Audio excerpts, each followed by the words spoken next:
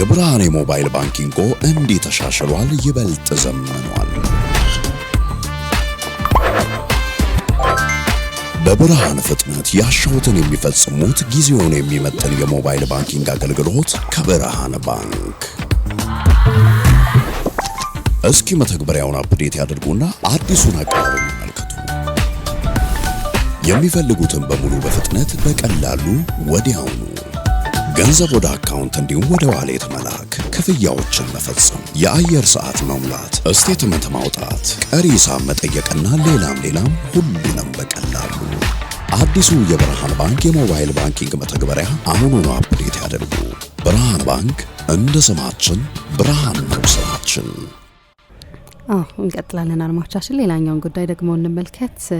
የኬቨን ኪገንን ጉዳይ እናንሳ። እንግዲህ በእንግሊዝ በጣም ትልቅ ስም ካላቸው ግለሰቦች መካከል በእግር ኳሱ አንደኛው ነው። እንመልከተኝ ጉዳይ ትላንትና የእንግሊዝ እግር ኳስ ትልቅ ሀዘን ውስጥ የነበረ ነው።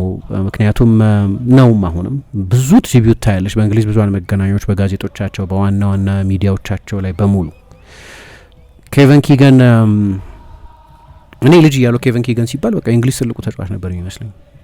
ብዙ ጊዜ ሜንሽን ይደረግ ነበር ኬቨን ኪገን። አንደኛ እኔ የእንግሊዝን ብሔራዊ ቡድን በትንሽ ነቃ ካልኩ በኋላ ያየሁት በዩሮ 2000 ነበር። ያው ጥሩ ቡድን አልነበረም፣ በእርግጥ ከምድቡ ነበር የወደቀው፣ እነ ፖርቱጋል ጀርመን በነበሩበት ምድብ ማለት ነው። ለነገሩ ጀርመንም እንግሊዝም ናቸው ከዛ ምድብ የወደቁት አጋጣሚ ሆነው። አሁን እንግዲህ ብዙ የሚገርሙ ታሪኮች አሉ። አንደኛ ብቸኛው 2 ባሎንዶር ያሸነፈ እንግሊዛዊ ነው። አንዳንድ ጊዜ ባሎንዶር ያሸነፉ ተጫዋቾች አሉ። ቦቢ ቻልተን ለምሳሌ አንድ ባሎንዶር አሸንፈዋል። ሰር ስታንሊ ማቲውስ የመጀመሪያው ባሎንዶር አሸናፊ አንድ ጊዜ አሸንፈዋል። ማይክል ኦዌን አንድ ጊዜ ባሎንዶር አንዳንድ ጊዜ አሸንፈዋል። ደብል ያሸነፈ ግን የለም። እሱ ብቻውን ልዩ ስፍራ ይሰጠዋል። 2 ጊዜ ባሎንዶር አሸንፈዋል። ሁለተኛ የሊቨርፑል የመጀመሪያ ወርቃማ ዘመን የሚባለው ዘመን ውስጥ ትልልቅ ድሎችን ማሳካት የጀመሩበት ዘመን ማለት ነው።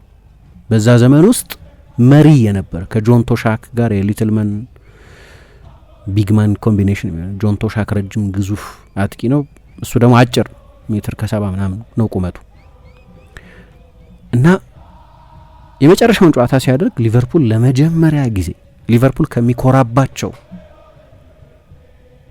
የስኬቱ ምሳሌዎች መካከል አንደኛው በአውሮፓ ውድድሮች ላይ ያለው ሬከርድ ነው። በር ከፋቹ ኬቨን ኪገን ብቻውን አይደለም፣ ሌሎች በዛ ድል ውስጥ የነበሩ ተጫዋቾች አሉ፣ ግን የሱ ሮል በጣም ከፍተኛ ነበር እና የመጨረሻውን ጨዋታ አይ ቲንክ ቦሩሲያ ሞንቼግላድባህን አሸንፈው የዩሮፒያን ካፕን ሲያሸንፈው ከዛ በፊት የዩኤፋ ካፕ የሚባለውን ውድድር 2 ጊዜ አሸንፏል። እንደው ትልቁን በማሸነፍ ፈርቀዳጅ ነበር ለማለት እንጂ።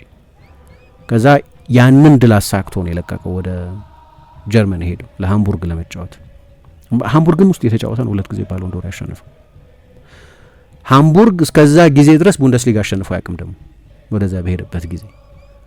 ከዛ በሱ መሪነት በዛ የውድድር ዘመን 17 ጎሎች አስቆጥሮ ለመጀመሪያ ጊዜ በሚቀጥለው የውድድር ዘመን በሁለቱ የውድድር ዘመን ለመጀመሪያ ጊዜ ሃምቡርግ ቡንደስሊጋ እንዲያሸንፍ አደረገ። የእንግሊዝ ብሔራዊ ቡድን ትልልቅ ውድድሮች ላይ የማይሳተፍበት ማጣሪያዎች ማለፍ የሚሳነው ዘመን ላይ ስለነበር ነው። ግን አንዳንድ ጊዜ ተጫዋቾች ሲለቁ በዲዛይን በሚመስል ሁኔታ ገነው እንዲጠቀሱ አይፈለግም። ለምሳሌ የሊቨርፑል ታላላቅ ተጫዋቾች እያለ ስለ ሳላህ ስናነሳ ልብ ብለሽ እንደሆን ጠቅሼው አውቃለሁ ኬቨን ኪገን ከሊቨርፑል ታላላቅ ተጫዋቾች መካከል አንዱ በሚል ግን ብዙ አይጠቀስም። የማይጠቀስበት ምክንያት ልክ ትሬንት ሲለቅ ታስታውሻለሽ እንዴት እንደነበር ሁኔታ። ትሬንት የለቀቀው ኦልሞስት በነጻ ነው። ሪያል ማድሪድ ለዓለም የክለቦች ዋንጫ በሚል ዝም ብሎ 10 ሚሊዮን ለሊቨርፑል ሰጠ እንጂ በነጻ ነው የለቀቀው ኮንትራቱን ጨርሶ እና በለቀቀበት ሁኔታ በጣም ኃይለኛ ምሬት ነበር። ደግሞ እሱ ስካውሰር ነው፣ ይሄኛው ስካውሰር አይደል፣ የዮርክሻየር ሰው ነው።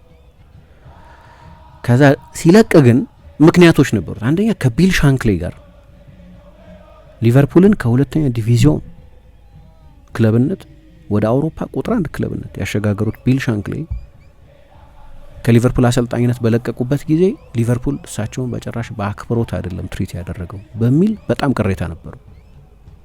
ሁለተኛ ለሊቨርፑል ለመጫወት ባለን ጥማት ምክንያት በፋይናንስ አቢዩዝ እየተደረገ ነው፣ ሎያሊቲ አቢዩዝ እየተደረገ ነው። ስለዚህ የሊቨርፑል አብዛኞቹ ተጫዋቾች የሚገባቸው ክፍያ አያገኙም። እነዚህ 2 ቅሬታዎች ስለነበሩት ነው ከሊቨርፑል የለቀቀው። ግን ያው የሊቨርፑል ደጋፊዎች ያላቸው ስዕል ልክ ስለ ትሬንት የነበራቸው አይነት ስዕል፣ የሰጠነውን ፍቅር መልሶ አልሰጠም፣ የሰጠነውን አይነት አክብሮት መልሶ አልሰጠም፣ ዲስሎያል ሆነ። ደግሞ ያኔ ፍሪ ኤጀንት ሆኖ ለለቀቅ ሊቨርፑል ምንም የዝውውር ገንዘብ አላገኘም። ብልህ ተደራዳሪ ነው። ግን ከዛ ያኔ ወደ ሃምቡርግ ሲሄድ በአውሮፓ የእሱን ያህል ደሞዝ የሚከፈለው ተጫዋች አልነበርም። ቁጥር አንድ ተከፋይ ሆኖ ለምን ምናልባት በዓለም እግር ኳስ ቀድሞ ፍሪ ኤጀንት የመሆን ጥቅም የገባው ሰው እሱ ሳይሆን አይቀርም። ደግሞ ኤጀንት አልነበረውም፣ ራሱን የሚደራደሩ ተከራክረው። ለነገሩ ስካንቶርፕ ከሚባለው ክለብ ወደ ሊቨርፑልም ሲመጣ ከቢል ሻንክሌ ጋር በሳምንት 45 ፓውንድ እንክፈላ አሉት። 50 ክፈሉኝ ፓውንድ 45 ሺህ የለውም ስንት ዜሮ ነው? ምንም ዜሮ የሌለው ቁጥር 45 ፓውንድ ተከራክሮ ብቻ የራሱን ደሞዝ የሚያስጨምር አይነት ኤጀንት ያልነበረው ሰው ነው። ግን ከሁሉ በላይ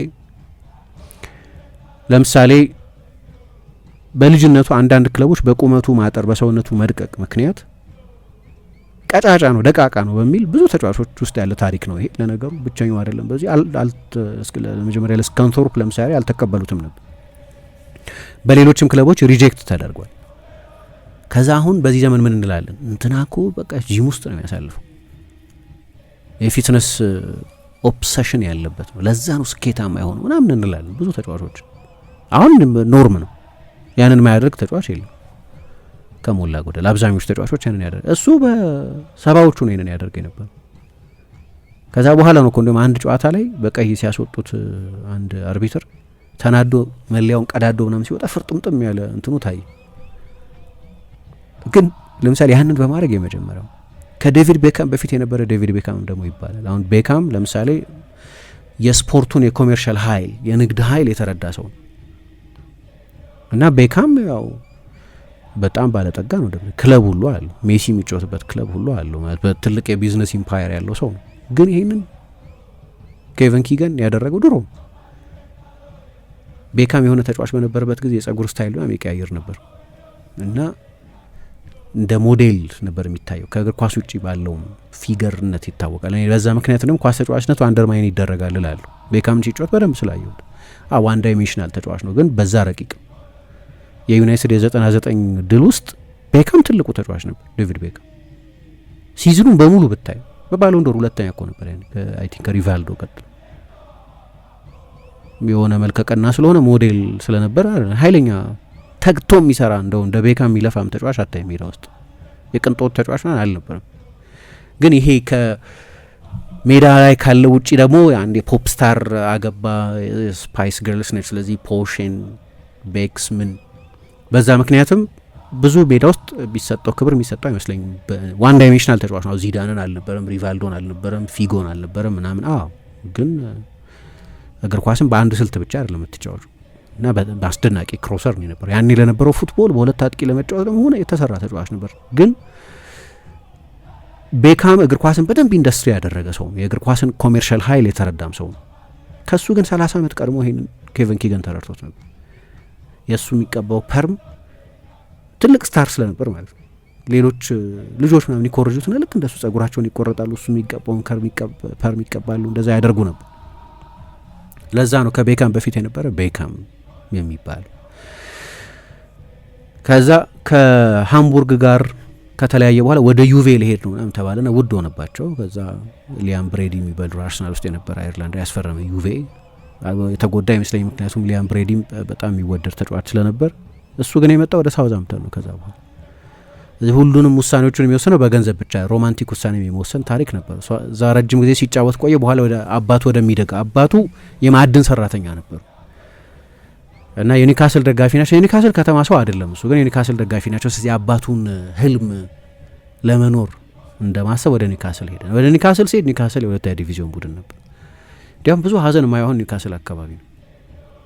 አሁን ለቀና ትሪቢዩት ብዙ ትሪቢዩት ታያለች፣ ብዙ አድናቆት በአሰልጣኝነት ያሰለጠናቸው። አሁን ለምሳሌ አለን ሺረር ማይ ሂሮ ማይ ማኔጀር ማይ ፍሬንድ ብሎ ነው የጻፈው።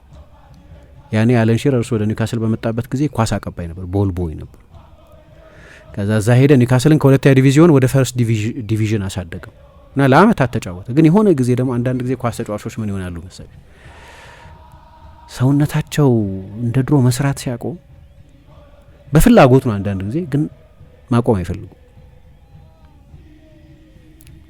ብርጫ ነው።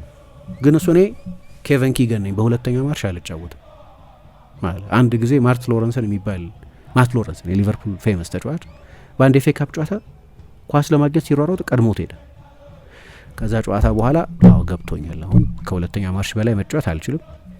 ኪንግ ኬቭ በሁለተኛ ማርሽ አይጫወትም አለና ጫማ ሰቀል and he knew when to stop የተባለው 33 ዓመቱ ነበር ያን ጊዜ። ዚዳን እንደዛ ነው ያደረገው። ዚዳን 34 ዓመቱ ነበር ሲያቆም። ይችል ነበር ዚዳን፣ የዓለም ዋንጫው ቤስት ተጫዋች ነበር። ከማድሪድ ጋር ቢያንስ የ1 ዓመት ኮንትራት ነበረው። ማድሪድ ለማራዘም ፈቃደኛ ነበር። ከዛ ወጥቶም ሌላ ቦታ መጫወት ይችል ነበር። ግን የዓለም ዋንጫው ላይ ልዩ ነበር እንጂ የዚዳን የመጨረሻዎቹ 2-3 ዓመታት አሪፍ አልነበሩ። he knew when to stop ከዛ ግርማው ጋር ነው ማቆም የፈለገው። አንዳንዶች ምን ተፈጣፊዋ ድረስ መጫወት እንፈልጋለን የሚሉ አሉ። ሁለቱንም ምሳሌ ማክበር አለብሽ። ግን ኪገን እንደዛ አይነት ነበር። ከዛ ስዊች አደረገ። እኔ በቃ ኳስ በቃኛል ወደ ስፔን ባለቤቱን ይዞ 8 ዓመት ምናምን ስፔን ኖረ። ከዛ ኒውካስሉ ሰው መጡና አባትህ የሚወደው ክለብ እኮ ሊወርድ ነው ወደ 3ኛ ዲቪዚዮን ብለው ተለማመኑት። ወደ ስፔን መጥተው ከዛ ተመለሰ ኪንግ ከ3ኛ ዲቪዚዮን ከአሌክስ ፈርጉሰን ማንቸስተር ዩናይትድ ጋር ወደ ዋንጫ ተፎካካሪነት። የሆነ ጊዜ እኮ 96-97 የወር ዘመን በ12 ነጥብ ይመራ ነበር ማንቸስተር ዩናይትድ። ከዛ በኋላ አሳደው ደርሶ ነው ዋንጫውን የወሰደው። ግን ያ ቡድን ኬዝ ጌሌስፒ፣ አለን ሺረር ከዛ በኋላ ነው የመጣው። ግን አስፕሬያ፣ ዳቪድ ጂኒዋላ፣ ሌሎችም ተጫዋቾች አንዲ ኮልም ወደ ዩናይትድ ሄዷል። በርግጥ ግን እንደዚህ አይነት ተጫዋቾች የነበሩ ዘ ግሬት ኢንተርቴይነር ይባል የነበረን ቡድን በአሰልጣኝነት የሰራ በጣም ታላቅ ሰው ነበር ኬቨን ኪገን።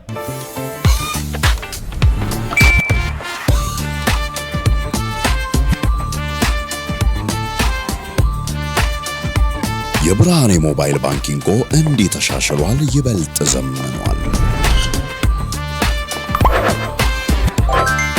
በብርሃን ፍጥነት ያሻውትን የሚፈጽሙት ጊዜውን የሚመጥን የሞባይል ባንኪንግ አገልግሎት ከብርሃን ባንክ።